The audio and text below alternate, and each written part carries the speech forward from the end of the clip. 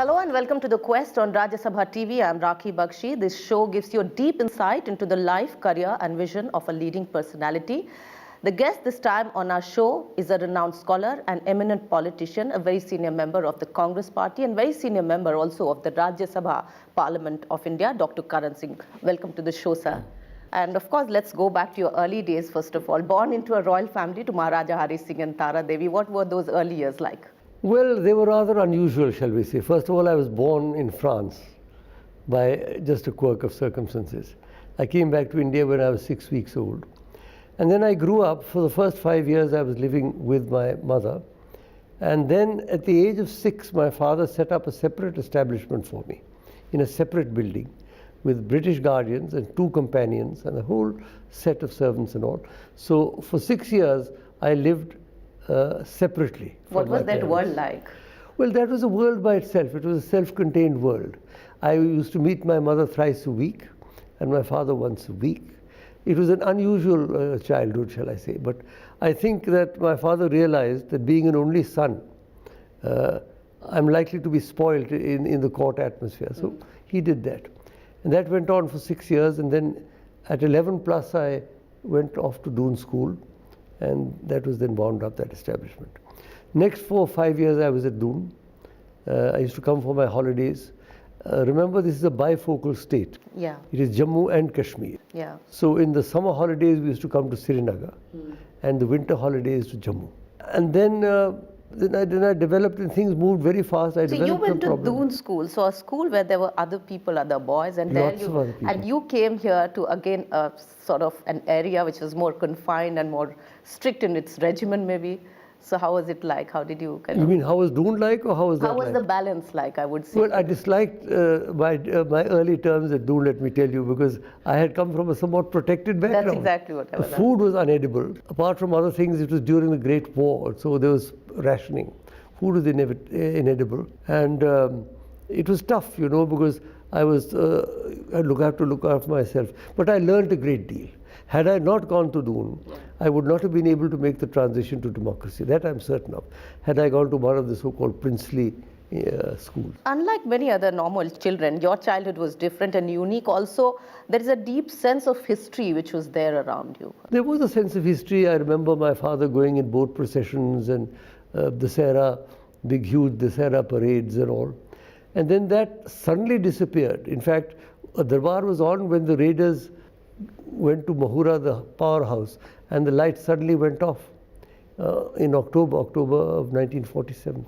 And there was a turmoil, total turmoil. I was on a wheelchair, by the way. I had been hospitalized for 6 months in India. I wasn't able to walk. I was in a wheelchair.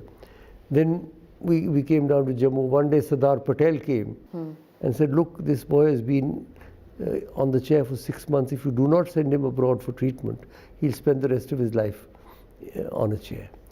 So I was sent to America. The whole of 1948, I was in America. So you missed that period of independence. I missed that period of terrible turmoil and tension which immediately followed the accession.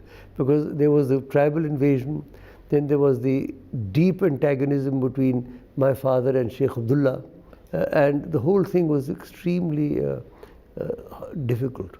No, but when you now look back, how do you see it? Do you see it as a missed opportunity? Or no, I see it as a blessing in disguise, because I was out of that atmosphere. And then I came back in the end of February and became 18 on the 9th of March, 9th of March 1949 this is. And in April, the next month, my father had to leave the state. He was requested by Sardar Patel to leave the state because Sheikh Abdullah and he didn't get on at all. So at the age of 18, if you please, on the 20th of June 49, I was appointed regent.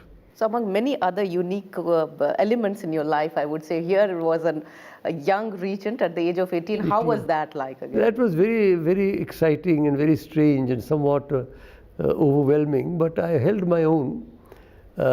Of course, I went and broke my leg in an accident the same year, so again I was back in bed.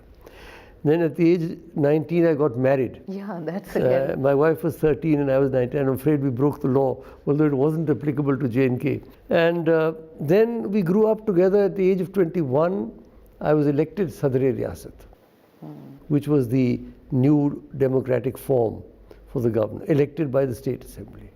So when I was 21 years old, then 26 years old, and 33 years old, 32 years old, I got elected. So one would say Then that again that changed to governor.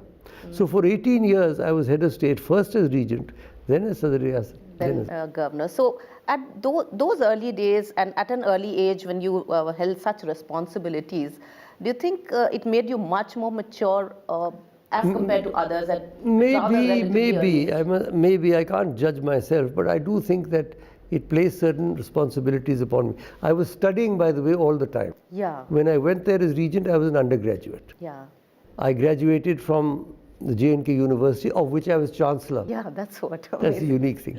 Then I wanted to do my MA. I did it from Delhi University. MA previous and And your final. thesis was on Sir Aurobindo. No, that was later. That was a PhD. Yeah. At MA, I did have a university record. 1961, I did my PhD on Sri Aurobindo. Why did you choose him? Because MA was in political science, but by then my interest had shifted to philosophy. And Sri Aurobindo was the ideal link because he started off as a very ardent nationalist during the Banga Bhanga movement, 1905. And then after that, he left and became a yogi in Pondicherry. But I covered that period from 1893 when he came back from England after 18 years in England to 1905. That period of his revolutionary life. So do you see somewhere that your own life and all these, as you're saying, these foreign influences, regency in your life, and then coming to terms with the whole Indian structure, when you look back in totality, how would you look at it, the fusion of it all? Well, I did have the privilege, if you like, of spearheading the transition from feudalism to democracy. Because I was the first person really from the so-called princely order to come into the democratic system. At age 36, Indira Ji asked me to join her cabinet as cabinet minister. That was important. And I was very keen to play a role in building India because Jawaharlal Nehru was our hero. I grew up reading his books, his autobiography, his discovery of India and so on. And so I was always impelled to national politics rather than to get stuck in the state. That was where my father differed, obviously, because he belonged to the older generation, which was involved only in the state. So there's so much that we have to talk to you about, and there's so much to Dr. Karan Singh that we would like to know and we would be talking about, but after a very short break. You are watching The Quest right now, and we are talking to Dr. Karan Singh. So you were talking about those days where you held different portfolios. Yes, that was when I was in J&K. Yeah. My life is divided into 18-year segments. First 18 years, I was a student, if you like, and I was a patient. From 18 to 36, I was head of state. At 36 exactly, I become cabinet minister. I can only say that very few people get this kind of opportunity. And for 18 years then, I remained a member of the Lok Sabha. But how was that political career like and those It experiences? was very interesting because, you know, there were great parliamentarians at that time, most of them in the opposition. There was Hiran Mukherjee, there was Madhu Lemay, there was Nath Pai, there was Somnath Chatterjee. They were brilliant opposition MPs, Bhupesh Gupta in the upper house and so on. So as a minister, I had to answer questions in both houses. It was a tremendous training. I mean, I had done my PhD in politics, but I realized that academics has nothing to do with the way politics actually works.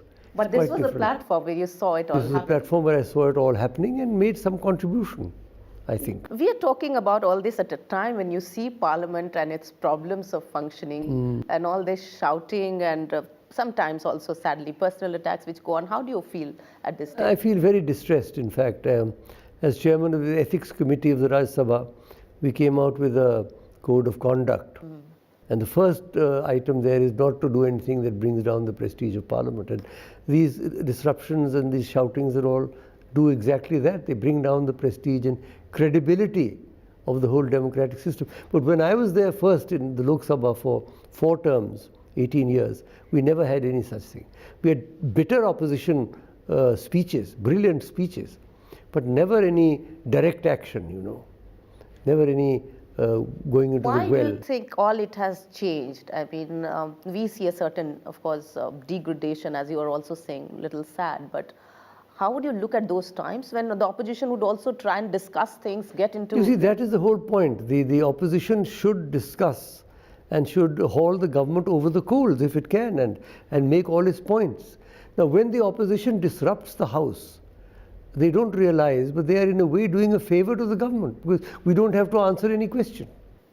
Yeah. What they should be doing is to hold the government accountable and responsible as a political scientist. That's what I would say. Yeah. That's what you should be doing.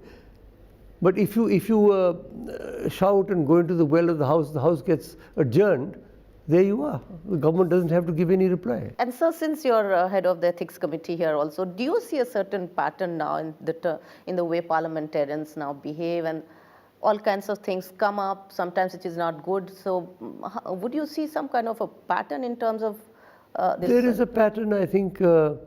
I think the changing demography of the houses and the fact that a lot of previously submerged and suppressed sort of sections of the population are beginning to come into the mainstream. Then there are the regional parties who have their own agenda. So it has become very turbulent now, I must say. Mm-hmm. And the last few years in the Rajya Sabha have not been good. Though it is supposed to be having, supposed to be great discussions. Yes, it's supposed to be the House of Elders and all. But it has been very bad. The last session, for example, was a washout. I think the one before that was a washout. So as somebody who's been in Parliament, I came into Parliament 46 years ago. And I was elected 4 times to the Lok Sabha and 4 times to the Rajya Sabha. One has seen, I must say, a deterioration of standards in Parliament. I'm sorry to say that. And sadly, sir, also we're talking about morality in public life, and we know recently what has happened. We had 2 senior ministers who had to go, and I can only say that there was an example of you where you that time resigned yes. on moral grounds. Yes. There was an air crash. So how would you look at this whole, let's say, a crisis of morality? What can I say? There's certainly, I think, I mean, I don't want to comment on any individual event, but certainly I think there has been again a deterioration of standards of public morality and all these scams and things that we have hit us recently. Whatever their reality may be, they have certainly not left a good impression on the general public.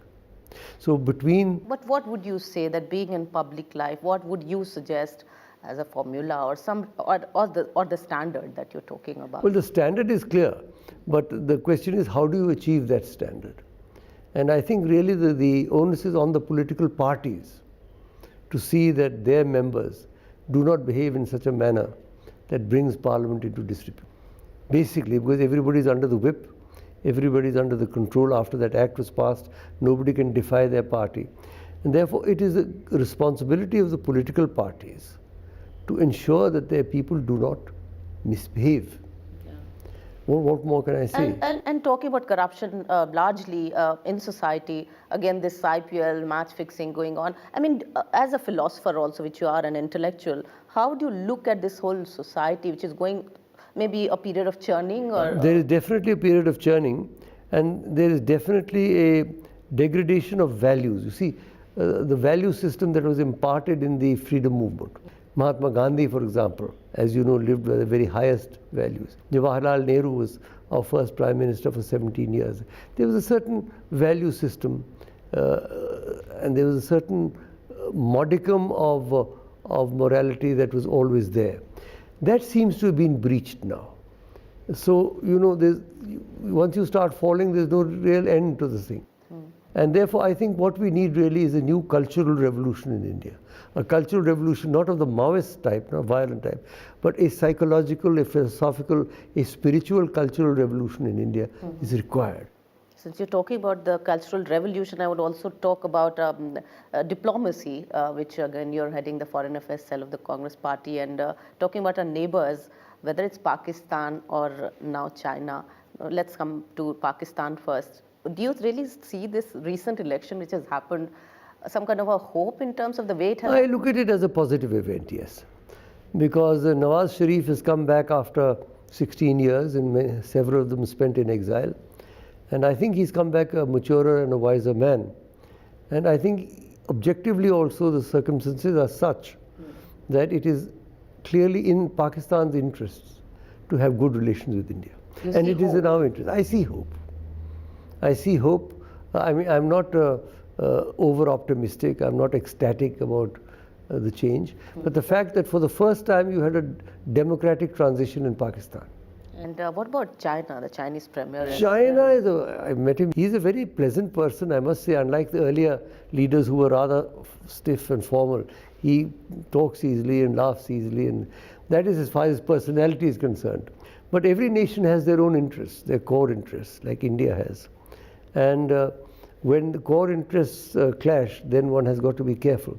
But again, I feel that we have to sort out our problems with China. We cannot continue like this forever with an undemarcated border and constant possibilities of incursion and escalation. There's so much more that we still have to talk to Dr. Karan Singh about, but we'll again take a very short break. Please come back again and watch the show. This is The Quest for you.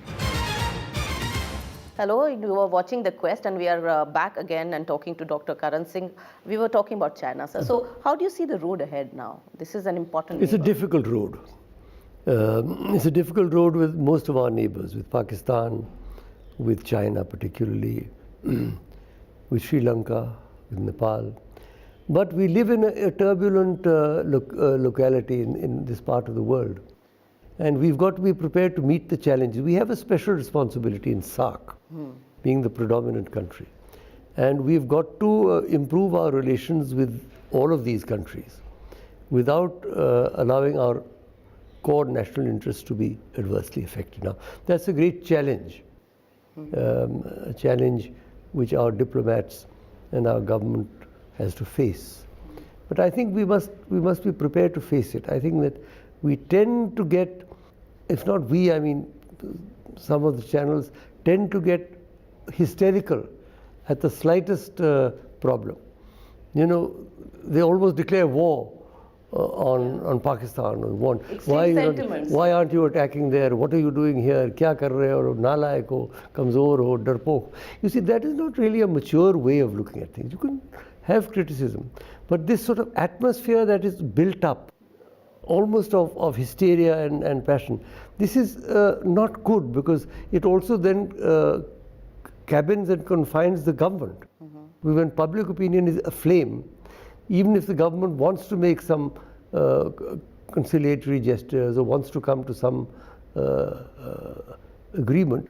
For example, the Bengal situation is an ideal thing. The Prime Minister was going, there was going to be an agreement signed. At the last moment, there was a tantrum, and that was that. The element of maturity that is, I think that. And talking about, again, since you've studied political science, you're an eminent politician, talking about coalition politics today, how would you look at it? Well, that's come to stay. Coalition politics are definitely come to stay now, both at the center and in many of the states. And therefore, we have to get used to it. But don't you think there are compulsions sometimes, and in the name of compulsion, things happen? They do happen, because when you run a coalition government, you can't do exactly what you want. You've got to carry your coalition partners with you. And that is sometimes a constraint. But there it is, that's the way it is. When the people of India throw up a fractured parliament, then what to do? You've got to accept and respect the verdict of the people. If the verdict of the people is fractured and fragmented, then the government is fractured and fragmented, parliament is fractured and fragmented. Yeah, we were talking about diplomacy, and I must also bring in your experience, brief, but to USA as an ambassador. Yeah, that was fun. That was a few months only. For 7. I enjoyed it. I've written a book about it separately. But on diplomacy, let me very briefly tell you that there are 3 dimensions of diplomacy. There's the classical political diplomacy, which is government to government. There's the increasingly important economic diplomacy, which is corporation to corporation. And there is the vital cultural diplomacy, which is people to people. As president of the ICCR, my task is to send troops abroad, receive troops from various countries, dance, music, festivals, and so on. So that is very important, because that is really, that touches the heart. And you think that's making an impact? Well, I think so. It's very difficult to quantify. But I think that unless we move on all 3 levels, our diplomacy won't really get results. Another area of concern for you, sir, is environment, and especially to protect tigers. Yeah, I started that. I was also responsible for the tiger becoming the national animal. Did you know that? When I took over as chairman of the Indian Board for Wildlife, the lion was the national animal. Oddly enough, I think because of the Ashoka lions. Okay, yeah. And I said, this is absurd because the lion is found only in one part of India. So we passed a resolution in our first meeting urging the government of India to change the national animal from the lion to the tiger, which Indiraji took to the cabinet and did. And therefore, tiger became the national, and therefore Project Tiger, of which I was chairman of the steering committee. So I've had a long history with that also. I was also talking about books and your association with this academic philosophical world, sir. How do you see this whole world and your own contribution and what you've done? It's very difficult to assess. Books, I've written books, I've done lots of things. It's very difficult to assess one's own contribution. But I have a sense of satisfaction because I feel that I have played a useful role first in the state, then on the national scene, then in a way now on the international scene with my cultural work. So it gives me great satisfaction that one is able to do something in a world that is torn by tensions and hatreds and all, to be able to bring a soothing touch, as it were, through music. Music is very important for me. It's played a major role in my life. And we have everything now from classical music to rock festivals in Delhi. Do you go to some of them? I'm a rock addict. Okay, that's something I listen to rock music 1 hour every day. So I love Indian classical, I love folk music, which I myself have composed in Dogri, and I love rock music. What about children, sir? I mean, among the 2 sons?